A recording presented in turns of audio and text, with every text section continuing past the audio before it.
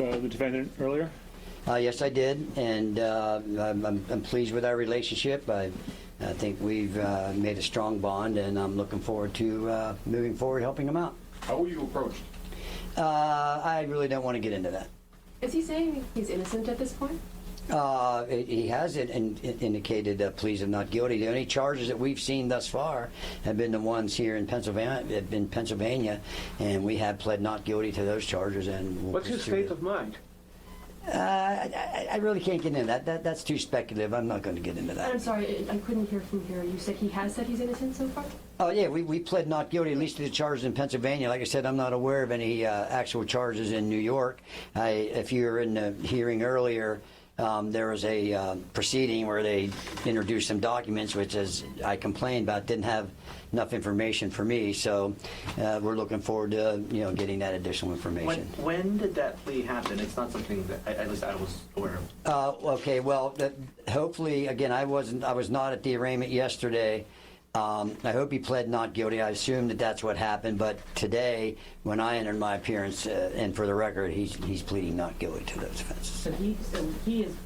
I was at the hearing. He did not say that he was not guilty or make that plea. So right now, though, you're telling us that he is pleading not guilty. That is correct. So he doesn't say you are under the impression, or you're trying to defend the client on the fact that he is not the shooter. Listen, I haven't seen any evidence that says that he's the shooter. So that's like I said earlier, and I wasn't kidding around. A couple of things: if you're going to report something, report accurately, and remember. And this is not just a small thing. The fundamental concept of American justice is a presumption of innocence, and until you're proven guilty beyond a reasonable doubt. And I've seen zero evidence at this point.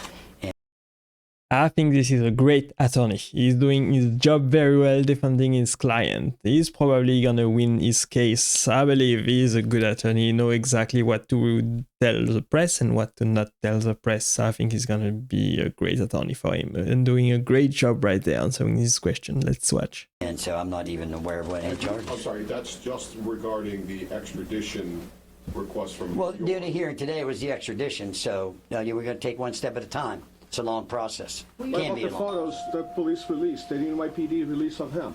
I'm sorry? The photos the NYPD release of your client?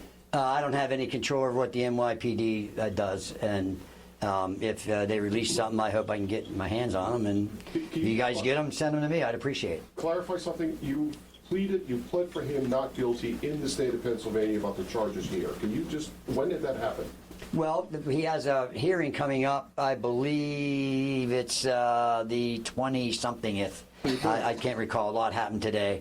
So until they haven't even had a prima facie case established yet, so they have to have a prima facie case established before they can the case can move on to the Court of Common Pleas.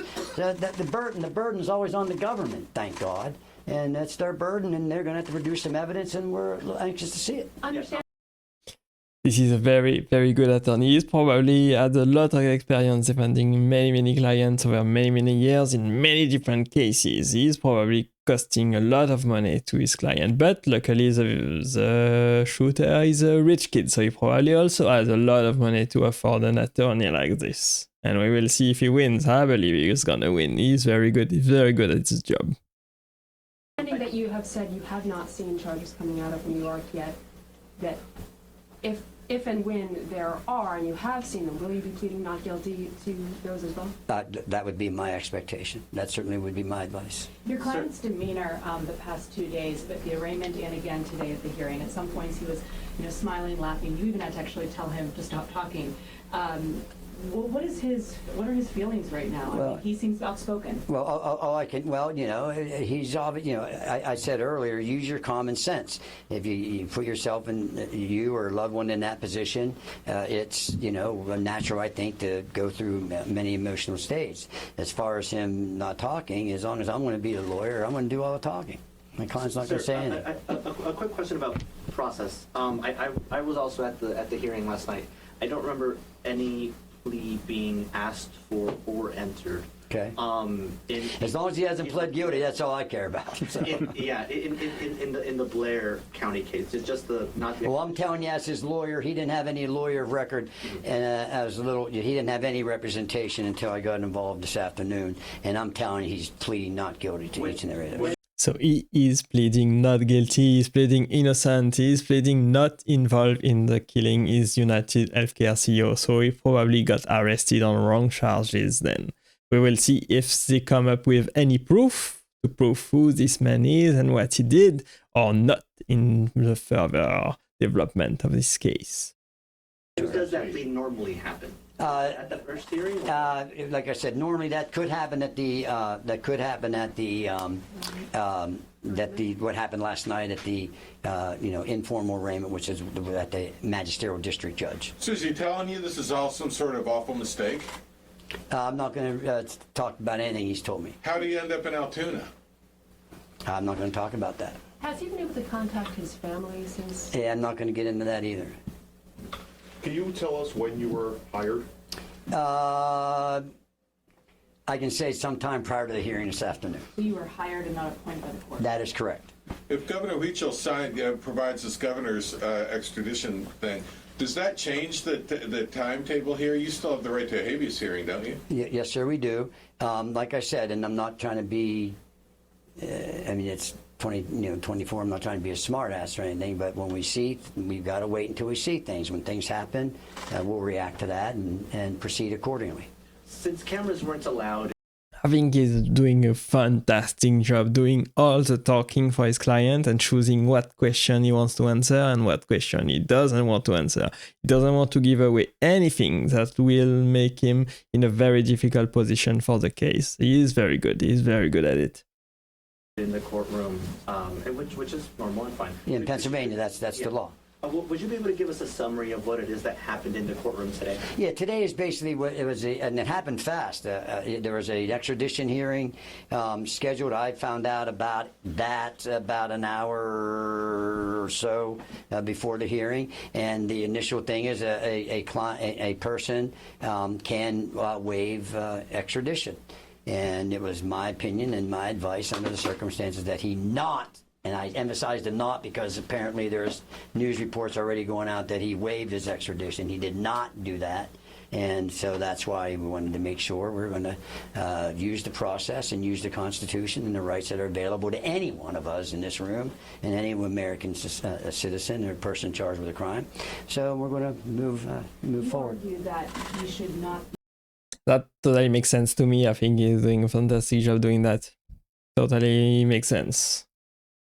Be eligible for, or I'm sorry, that he should be eligible for bail. Excuse me. Yes, ma'am. Talk about some of those reasons. Yeah, so in Pennsylvania, the Constitution says that all crimes are generally a bailable offense. Bailable offense means you have to set some form of bail.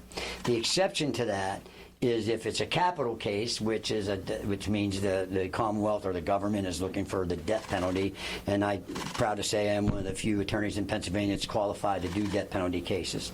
But those which this is not a capital case, knock on wood, at least that I'm aware of it right now, or if a first degree murder, which carries in Pennsylvania life without parole.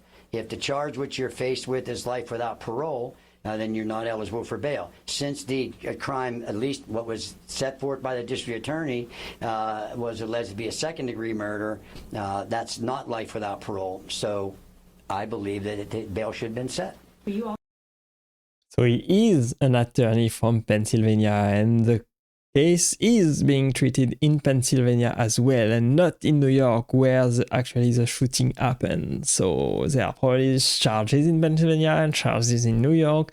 That's the specificity of the federal government. Many different states, many different judiciary system, many different charges, many different courts. And the case is probably going to develop in Pennsylvania first. I'm not sure if he's going to go back to New York or hear the New York charges anytime soon. We will see. Also talked about like a home monitoring system was a possibility. His lack of prior criminal history. I mean, you really feel that your client should be out in the public. You do not feel that he's a threat to the community. Yeah, now you got to understand, when you set bail, the judge could set $1 million bail. It could be $5 million bail, but damn it, you get bail. That's what you do. And like I said, anytime you look at the criminal justice system, pretend you're that one in that spotlight. You're going to want to be out. And, so yeah, I think he was entitled to bail, and the judge makes it 100 million or 10 billion or 100,000, he's entitled to bail. But to simply say no bail, in all due respect to the judge, I believe bail should have been sent. During the hearing yesterday, he implied that some of the cash that was found on him was planted, or he didn't know what it was to do with. Can you speak to that at all? I can't because I wasn't at that proceeding. Is your client being held in solitary confinement? I can't comment on that. I do not know. What is the procedure in the next couple of days? What are you going to do? What is going to happen? I'm not going to get into a lot of detail. I do have some things planned, but I can't get into that because I don't think that's what attorneys do. So are there any other court proceedings in the next day or two? Not that I'm aware of. I hope that since I'm the attorney of record, that they let me know about it. Earlier today, you talked about the masks possibly being related to coronavirus. Can you elaborate on that? Well, I don't know where you all are from, but I still see people wearing masks. They say numerous masks. A lot of times when you buy masks, you got to buy them. They don't. I guess you can buy them individually, but every time I bought them, they come in boxes. So I don't know. Oh, I can tell you that's not a crime. It's not a crime. Did your client? Yeah, I think he's a good attorney. I think he's gonna do a very great job doing this case. We will see how it develops and report it all on this channel. I hope you enjoyed this video with me today, guys. I hope it was very interesting and you learned something new. Thank you for watching and staying with me to the end. I really appreciate it. Click right there to watch the next video, and I will see you there in this next video. Bye bye for now.